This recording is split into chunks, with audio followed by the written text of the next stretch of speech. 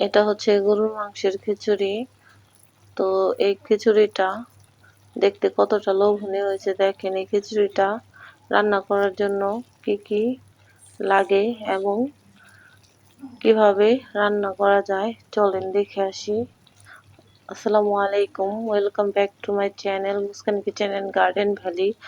তো একটা প্রেসার কুকারে প্রথমে আমি 2 কেজি পরিমাণের গোস নিয়ে নিয়েছি। তো মাংসটার মধ্যে 2 চামচ প্রথমেই লবণ দিয়ে দিলাম, মিক্স গরম মশলার গুঁড়া 1 চামচ, মরিচের গুঁড়া 1 চামচ, হলুদের গুঁড়া 1 চামচ, ধনিয়া গুঁড়া 1 চামচ, আদা রসুন পেস্ট, কয়টা গোটা এলাচ, স্টার আনিস, দারচিনি, কাঁচামরিচ, পেঁয়াজ সবকিছু দিয়ে আমি সুন্দর করে এটাকে মাখিয়ে নিব।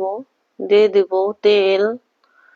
তো আমি চামচ দিয়ে মাখিয়ে নিব কারণ আমার হাতটা পুড়ে গেছে। তো আপনারা চেষ্টা করবেন হাত দিয়ে মাখানোর জন্য। হাত দিয়ে মাখিয়ে নিলে খুবই ভালো হয়। তো আমি এই মাংসটাকে ভালোভাবে মাখিয়ে প্রেসার কুকারে বসিয়ে দেব। তো 70% সিদ্ধ করে নিব। খিচুড়ি রান্না করার জন্য দিয়ে দেব গরম পানি। মনে রাখবেন গরম পানিটা অল্প করে দিবেন। মাংসটা সিদ্ধ করতে যতটুকু পানি লাগে এমনিতেও প্রেসার কুকারে অল্প পানি দিলেই হয়ে যায়। তো আমি এই মাংসটাকে 70% সিদ্ধ করে নিব। এখন আমি সিদ্ধতে বসিয়ে দেব।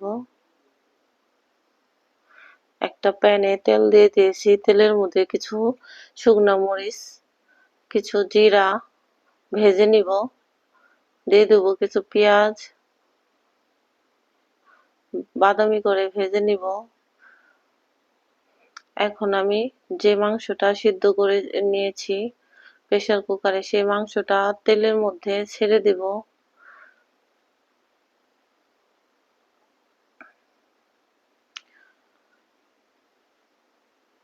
এখন ভালোভাবে একটু নেড়েচেড়ে মিশিয়ে নিব। তো আগে থেকে মসুরির ডাল আর চাল ভিজিয়ে রেখেছিলাম এবং এর মধ্যে আমি মুগ ডালও ব্যবহার করেছি। মুগ ডালটা ভিজিয়ে নিয়েছিলাম। তো সবকিছু দিয়ে এখন আমি নেড়েচেড়ে মিশিয়ে নিব। এখানে আমি 2 রকমের ডালই ব্যবহার করেছি। তো এখন আমি চালটা সিদ্ধ হওয়ার জন্য গরম পানিটা দিয়ে দিয়েছি। চেষ্টা করবেন গরম পানিটাই দেওয়ার জন্য, কারণ খিচুড়ি বা বিরিয়ানি পোলাওতে গরম পানি দিলেই ভালো হয় বেশি।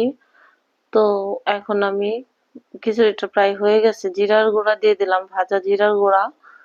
তো এখন ভালোভাবে জিরার গুঁড়াটা খিচুড়ির সাথে মিশিয়ে নিব। মিশিয়ে এখন আমি খিচুড়িটা দমে রেখে দেব 10 মিনিটের জন্য।